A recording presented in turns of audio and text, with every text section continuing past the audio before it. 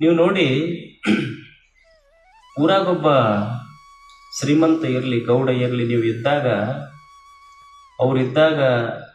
ಅವರಿಗೆ ಕುರ್ಚಿ ಮೇಲೆ ಕೂಡಿಸೋದೇನು, ಅವ್ರಿಗೆ ಹೆಸರು ಬೋರ್ಡ್ ಮೇಲೆ ಹಾಕ್ಸೋದೇನು, ಅವ್ರ ಹೆಸರಿನ ಮುಂದೆ ಒಂದಿಷ್ಟು, ಹೆಸರಿನ ಹಿಂದೆ ಒಂದಿಷ್ಟು ಮಾಜಿ ಹಾಜಿ ಎಲ್ಲ ಹಾಕ್ತಿರ್ತೀರಿ. ಒಂದು ದಿವಸ ಅವ ಗೌಡ ಸತ್ತ ಅಂದ್ರೆ ಏನಂತ ಶಬ್ದ ಬರ್ತೈತೆ ಹೇಳಿ ನಿಮ್ಮ ಬಾಯಾಗ? ಗೌಡ್ರು ಫೇಲ್ ಆದ್ರಿ ಅಂತೀವಿ, ಹೌದಲ್ಲ? ಸತ್ತು ಸುದ್ದಿ ತೊಗೊಂಬಂದ್ರೆ ಏನು ಹೇಳ್ತಾರೆ? ಗೌಡ್ರು ಫೇಲ್ ಆದ್ರಿ ಅಂತೀವಿ. ಯಾಕೆ ಫೇಲ್ ಆದ್ರಿ ಅಂದ್ರೆ ಹಾರ್ಟ್ ಫೇಲ್ ಆತ್ರಿ. ಯಾಕೆ ಫೇಲ್ ಆದ್ರಿ ಅಂದ್ರೆ ಕಿಡ್ನಿ ಫೇಲ್ ಆದ್ರಿ. ಯಾಕೆ ಫೇಲ್ ಆತ್ರಿ ಅಂದ್ರೆ ಲಿವರ್ ಫೇಲ್ ಆತ್ರಿ. ಅಲ್ಲ, ಗೌಡ್ರು ಫೇಲ್ ಆದ್ರು. ಯಾಕೆ ಫೇಲ್ ಆದ್ರು ಅಂದ್ರೆ ಕಿಡ್ನಿ ಫೇಲ್ ಆತ್, ಲಿವರ್ ಫೇಲ್ ಆತ್, ಹಾರ್ಟ್ ಫೇಲ್ ಆತ್. ಮನುಷ್ಯಾಗ ಇಷ್ಟು ಗೊತ್ತಿಲ್ಲ. ನೀವು ಬಸ್ ಸ್ಟ್ಯಾಂಡ್ನಾಗ ಒಂದು ಬಸ್ ಹೋದ್ರೆ ಕೇಳ್ರಿ, ಹುಬ್ಬಳ್ಳಿಗೆ ಬಸ್ ಹೋತಾನಪ್ಪ ಅಂದ್ರೆ ಜಸ್ಟ್ ಪಾಸ್ ಆತ್ ನೋಡ್ರಿ ಅಂತಾರೆ, ಮನುಷ್ಯಾಗ ಫೇಲ್ ಆದ್ ನೋಡ್ರಿ ಅಂತಾರೆ. ಇದ್ರ ಮೇಲೆ ವಿಚಾರ ಮಾಡಬೇಕಲ್ಲ. ಬಸ್ ಏನೂ ತಿಳುವಳಿಕೆ ಇಲ್ಲಾರ ತಗಡಿನ ಬಸ್ ಪಾಸ್ ಆಕ್ಕಾವ, ಮನುಷ್ಯ ಫೇಲ್ ಆಗ್ತಾನೆ. ಸ್ವಲ್ಪ ವಿಚಾರ ಮಾಡೋದಲ್ಲ. ಇದೊಂದು ದೇಹ, ಇದು ಬಾಡಿಗೆಯ ಮನೆ. ಇದು ಈ ಬಾಡಿಗೆ ಮನೆ ಹೊತ್ಕೊಂಡು ಬಂದಿವೆಲ್ಲ, ಕೊಡಬೇಕಲ್ಲ ಒಂದಿಷ್ಟು ರೆಂಟ್. ಈಗ ನೀವು ಒಂದು ಬಾಡಿಗೆ ಮನೆಯೊಳಗಿದ್ರ ರೆಂಟ್ ಕಟ್ಟಲಿಲ್ಲ ಅಂದ್ರೆ ನಳ ಬಂದ್ ಮಾಡ್ತಾರ, ಬೆಳಕು ಬಂದ್ ಮಾಡ್ತಾರ, ಭಾಳ ಅಂದ್ರೆ ಚೆಂಡ ಹಿಡಿದು ಹೊರಗೆ ಹಾಕ್ತಾರ. ನಿಮಗೆ ದೇವರು ಎಷ್ಟು ಕರುಣಾಮಯಿ ನಮ್ಮ ಮ್ಯಾಲ, ನಮ್ಮೆಲ್ಲರ ಮ್ಯಾಲ ದೇವರು ಎಷ್ಟು ಪ್ರೀತಿ ಅಂದ್ರೆ, ನಾವೆಲ್ಲ ತಾಯಿಯ ಗರ್ಭದಿಂದ ಈ ಭೂಮಿಗೆ ಬರುವುದಕ್ಕಿಂತ ಮುಂಚೆನೆ ನಮ್ಮ ಸಲುವಾಗಿ, ನಮ್ಮೆಲ್ಲರ ತಾಯಿ ಎದೆಯೊಳಗೆ ನಮ್ಮ ಸಲುವಾಗಿ ಹಾಲಿಟ್ಟು ನಮಗೆ ಹುಟ್ಟಿಸ್ಯಾನಲ್ಲ. ದೇವರು ಎಷ್ಟು ಕರುಣಾಮಯ್ಯ. ಅವನು ಋಣ ತೀರಿಸಬೇಕಲ್ಲ. ಏನು ಮಾಡಿದ್ರೆ ಋಣ ತೀರ್ತೈತಿ ಹೇಳಿ? ಏನು ಸಾಗರಗಳನ್ನು ನಿರ್ಮಾಣ ಮಾಡುವ ಶಕ್ತಿ ನನ್ನಲ್ಲಿದೆ ಏನು? ನದಿಗಳನ್ನು ನಿರ್ಮಾಣ ಮಾಡುವ ಶಕ್ತಿ ನನ್ನಲ್ಲಿದೆ ಏನು? ಬೆಟ್ಟ ಗುಡ್ಡಗಳನ್ನು ನಿರ್ಮಾಣ ಮಾಡುವ ಶಕ್ತಿ ನನ್ನಲ್ಲಿದೆ ಏನು? ಮಣ್ಣು ನಿರ್ಮಾಣ ಮಾಡುವ ಸಾಮರ್ಥ್ಯ ಇದೆ ಏನು? ಕಲ್ಲು ನಿರ್ಮಾಣ ಮಾಡುವ ಸಾಮರ್ಥ್ಯ ಇದೆ ಏನು? ಗಿಡಗಳನ್ನು ನಿರ್ಮಾಣ ಮಾಡುವ ಸಾಮರ್ಥ್ಯ ಇದೆ ಏನು? ನನ್ನಲ್ಲಿ ಯಾವ ಸಾಮರ್ಥ್ಯವೂ ಇಲ್ಲ.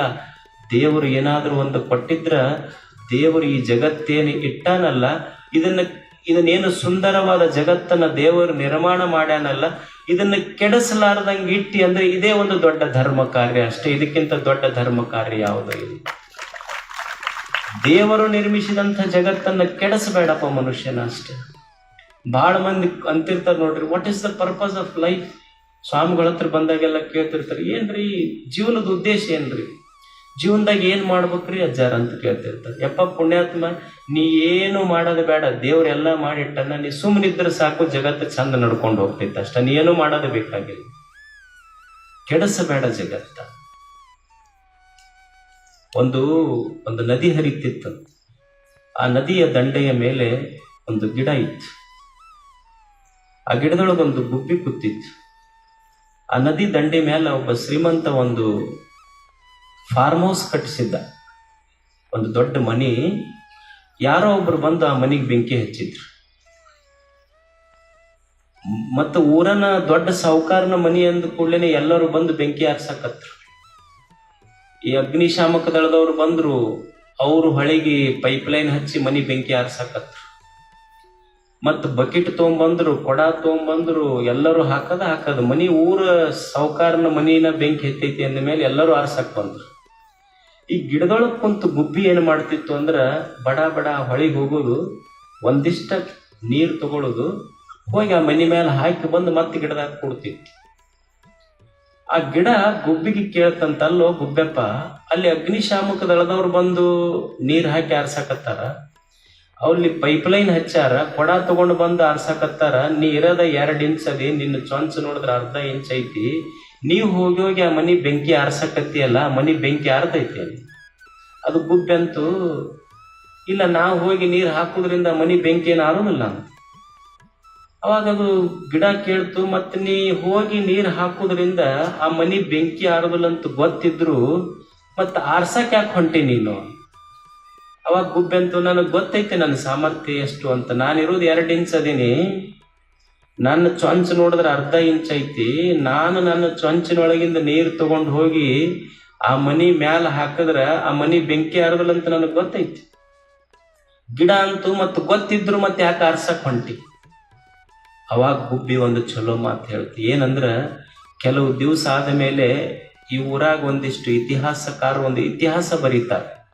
ಏನ್ ಇತಿಹಾಸ ಬರೀತಾರ ಅಂದ್ರ, ಬೆಂಕಿ ಆರಿಸ್ದವ್ರದ್ದು ಒಂದು ಲಿಸ್ಟ್ ಮಾಡ್ತಾರ, ಬೆಂಕಿ ಹಚ್ಚದವ್ರದ್ದು ಒಂದು ಲಿಸ್ಟ್ ಮಾಡ್ತಾರ. ನಾ ಯಾಕೆ ಹೋಗಿ ಆರ್ಸಾಕ್ ಹತ್ತೀನಿ ಅಂದ್ರ, ನನ್ನ ಹೆಸರು ಬೆಂಕಿ ಆರಿಸ್ದವ್ರ ಲಿಸ್ಟ್ನಾಗ ಬರ್ತೈತಿ ಹೊರತು ಬೆಂಕಿ ಹಚ್ಚದವ್ರ ಲಿಸ್ಟ್ನಾಗ ಬರೋದಿಲ್ಲ. ಅದಕ್ಕೆ ಹೋಗಿ ಆರ್ಸಾಕ್ ಹತ್ತೀನಿ ನಾನು. ಊರಾಗ ನನ್ನ ಹೆಸರು ಬೆಂಕಿ ಆರ್ಸವ್ರ ಲಿಸ್ಟ್ನಾಗ ಇರ್ಬೇಕು ಹೊರತು ಬೆಂಕಿ ಹಚ್ಚವ್ರ ಲಿಸ್ಟ್ನಾಗ ಇರಬಾರ್ದು. ಪುಣ್ಯದ ಕೆಲಸ ಮಾಡೋವ್ರ ಲಿಸ್ಟ್ನಾಗ ನನ್ನ ಹೆಸರು ಬರೋದು, ಪಾಪದ ಕೆಲಸ ಮಾಡೋವ್ರ ಲಿಸ್ಟ್ನಾಗ ನನ್ನ ಹೆಸರು ಬರುದಲ್ಲ. ಕರ್ತವ್ಯೋ ಧರ್ಮ ಸಂಗ್ರಹ. ದೇವರು ಏನು ಅದ್ಭುತ ಕೊಟ್ಟಾನಲ್ಲ, ಏನಾರ ತಗೊಂಡನೇನು ನಮ್ಮಿಂದ ಹೇಳಿ? ದೇವರು ಏನು ಬಯಸ್ಯಾನ ನಮ್ಮಿಂದ? ಏನೂ ಬಯಸಿಲ್ಲ. ದೇವರು ನಮ್ಮಿಂದ ಏನೂ ಬಯಸಿಲ್ಲ. ನೀವು ನೋಡ್ರಿ, ಒಂದು ಬಾಟ್ಲಿ ತಗೊಳ್ರಿ, ನೀವು ನೀರಿನ ಬಾಟ್ಲಿ, ಬಿಸ್ಲರಿ ಬಾಟ್ಲಿಗೆ 10 ರೂಪಾಯಿ ಕೊಡ್ಬೇಕಾಗ್ತೈತಿ. ನೀವು ಒಂದು ಖಾನಾವಳಿ ಊಟಕ್ಕೆ ಹೋಗ್ರಿ, 50 ರೂಪಾಯಿ ಕೊಡ್ಬೇಕಾಗ್ತೈತಿ. ನೀವು ಮನೆಗೆ ಎಲೆಕ್ಟ್ರಿಸಿಟಿ ಉರಿಸ್ರಿ, ಆ KPTCL ತಿಂಗಳ ಕರೆಂಟ್ ಬಿಲ್ ಕಟ್ಟಬೇಕಾಗ್ತೈತಿ. ದೇವ್ರು ಎಷ್ಟು ಅದ್ಭುತ ಇಟ್ಟಾನಂದ್ರ, ನಿಮಗ ಕೆರೆ ಹಳ್ಳಗಳನ್ನು ತುಂಬಿಸಿಟ್ಟಾನ. ಅದಕ್ಕೆ ಯಾವುದಕ್ಕೂ ರೊಕ್ಕ ತಗೊಂಡಿಲ್ಲ, ದೇವರ ಬಾಡಿಗೆ ತಗೊಂಡಿಲ್ಲ. ದೇವರು ನಮ್ಮ ಭೂಮಿಯ ಮೇಲೆ ದವಸ ಧಾನ್ಯ ಹಣ್ಣು ಹಂಪಲಗಳನ್ನು ಬೆಳೆಸಿಟ್ಟಾನ. ಅದಕ್ಕೇನು ಬಾಡಿಗೆ ತಗೊಂಡಿಲ್ಲ. ಇಷ್ಟೆಲ್ಲ ಸೂರ್ಯ ಚಂದ್ರಗಳನ್ನ ಆರದ ದೀಪಗಳನ್ನ ಹತ್ತಿಸಿಟ್ಟಾನ. ಅದಕ್ಕೇನಾರ ಯಾರಿಗಾರ ಬಾಡಿಗೆ ಕೇಳೇನೇನ್ ದೇವ್ರು? ಬಾಡಿಗೆ ಕೇಳಿಲ್ಲ. ನೀವು ಒಂದು ಸೈಕಲ್ ಟ್ಯೂಬ್ ಹೋದ್ರೆ ಪಂಚರ್ ಹಾಕಿದ್ರೆ 10 ರೂಪಾಯಿ ತಗೊಂತಾರ. ಈ ದೇಹ ಅನ್ನುವಂಥ ಒಂದು ತೊಗಲಿನ ಟ್ಯೂಬ್ ಇಟ್ಟು ಅದಕ್ಕೆ 9 ರಂಧ್ರಗಳಿಟ್ಟು ಮತ್ತಿದನ್ನು ಪಂಚರ್ ಆಗಲಾರ್ದಂಗ ನೋಡಿಕೊಂಡನಲ್ಲ, ಎಷ್ಟು ಅದ್ಭುತ ಕೊಡುಗೆ ಅವನದು ದೇವರ. ಅವ ಕೊಟ್ಟ ಕರುಣೆ ಈ ದೇಹ.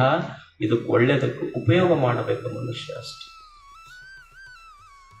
ಈ ದೇಹ, ಈ ಮನ, ಬುದ್ಧಿ, ಭಾವಗಳನ್ನ ಸತ್ಕಾರ್ಯಕ್ಕೆ ಉಪಯೋಗ ಮಾಡ್ಕೋಬೇಕಾಗ್ತದೆ.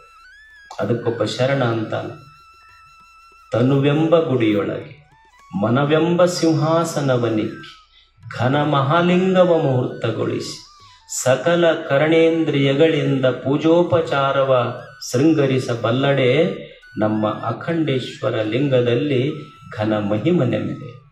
ಯಾರಿಗೆ ದೊಡ್ಡವರು ಅನ್ನಬೇಕಂದ್ರೆ, ಯಾರ ಕೈಯಿಂದ ಸತ್ಕಾರ್ಯಗಳನ್ನ, ಮನದಿಂದ ಸದ್ವಿಚಾರಗಳನ್ನ, ಬಾಯಿಂದ ಒಳ್ಳೆಯ ಮಾತುಗಳನ್ನ ಆಡ್ತಾರಲ್ಲ, ಅವರು ಶರಣರು. ಶರಣರು ಅಂದ್ರೆ ಎಲ್ಲೋ ಗುಡ್ದಾಗ ಹೋಗಿ ಕುಂತವ್ರಲ್ಲ.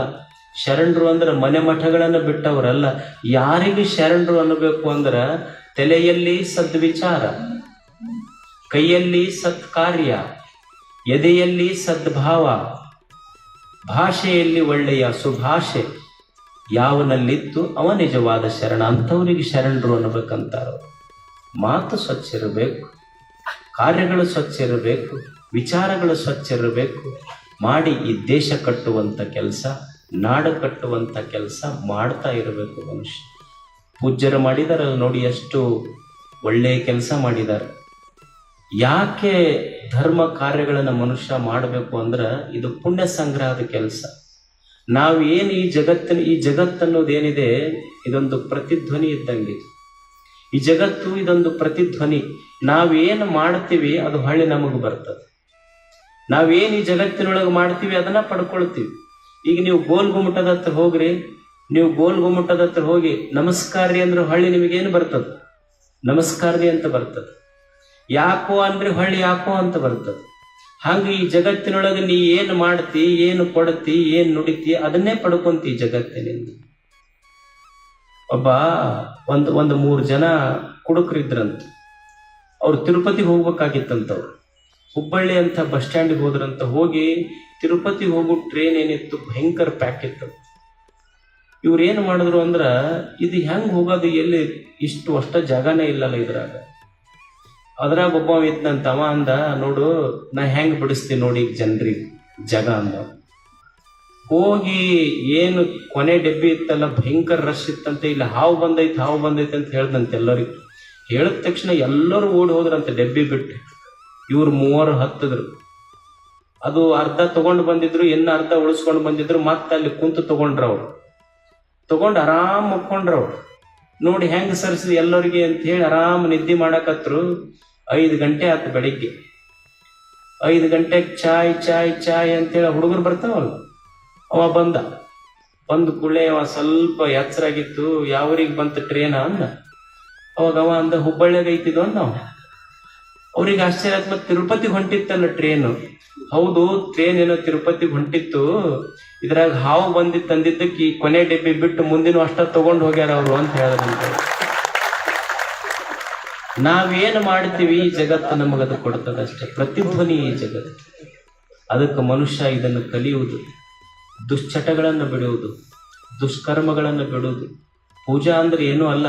ನೀವು ಸಿದ್ಧಾರೂಢರ ಗದ್ದಿಗೆಗೆ ಪ್ರತಿನಿತ್ಯ ನಡ್ಕೊಂಡ್ರ ಪೂಜಾ ಅಂತಲ್ಲ. ನಿಜವಾದ ಪೂಜಾ ಯಾವುದು ಅಂದ್ರೆ ನಾವು ದುಶ್ಚಟಗಳನ್ನು ಬಿಟ್ರ, ದುರ್ಗುಣಗಳನ್ನು ಬಿಟ್ರ, ದುರ್ಭಾವಗಳನ್ನು ಬಿಟ್ರ ನೀವು ಸಿದ್ಧಾರೂಢರ ಗುಡಿಗೆ ದಿವಸ ಬರಬೇಕಾಗಿಲ್ಲ. ಇವನ್ನು ಬಿಟ್ರಿ ಅಂದರೆ ಸಿದ್ಧಾರೂಢನೇ ನಿಮ್ಮ ಜಗಲಿಯ ದೀಪವಾಗಿ ಮನ್ಯಾಗ ಬೆಳಗಾಕ ಶುರು ಮಾಡ್ತಾನೆ.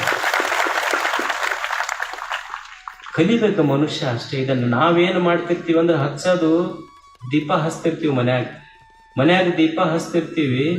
ಬೇಡ್ಕೊಳ್ಳೋದು ಏನು ಬೇಡ್ಕೊಳ್ತೀವಿ ಅಂದ್ರೆ ಮನಿ ಮಗ್ಗಲ್ದವ್ರ ದೀಪ ಆರಿ ಹೋಗ್ಲಿ ಅಂತೀವಿ. ಹಚ್ಚದ ದೀಪ ಹಚ್ತಿರ್ತೀವಿ, ಬೇಡ್ಕೊಳ್ಳೋದು ಮನಿ ಮಗ್ಗಲ್ದವ್ರ ದೀಪ ಆರ್ಲಿ. ಅದು ದೀಪ ಅಂತೈತಿ. ಮನುಷ್ಯನೇ, ನಿನ್ನ ಬದುಕಿಗೆ ವೈರಿಗಳಿರಬೇಕೆ ಹೊರತು ನನ್ನ ಬೆಳಕಿಗೆ ವೈರಿಗಳೇ ಇಲ್ಲ. ವೈರಿಗಳಿಲ್ಲದ ಬೆಳಕ ಬದುಕ ನನಗೆ. ಆಗ ಬದುಕ ಕಟ್ಟುವುದು ಮನುಷ್ಯ. ಅಂಥ ಒಂದು ಸುಂದರ ಬದುಕು ಕಟ್ಟಲಿಕ್ಕಾಗಿಯೇ ಪೂಜ್ಯರು ತಮಗೆಲ್ಲ ಕೂಡಿಸಿದ್ದಾರೆ. ನಿಮಗೆಲ್ಲ ನೋಡಿ ಸಂತೋಷ ಆಯ್ತು. ತಮಗೆಲ್ಲ ಒಳ್ಳೆಯದಾಗಲಿ, ಇಂಥ ಕಾರ್ಯಗಳು ಸದಾ ನಡೀತಾ ಇರಲಿ ಅಂತ ಹಾರೈಸಿ ನಮ್ಮ ಮಾತುಗಳನ್ನು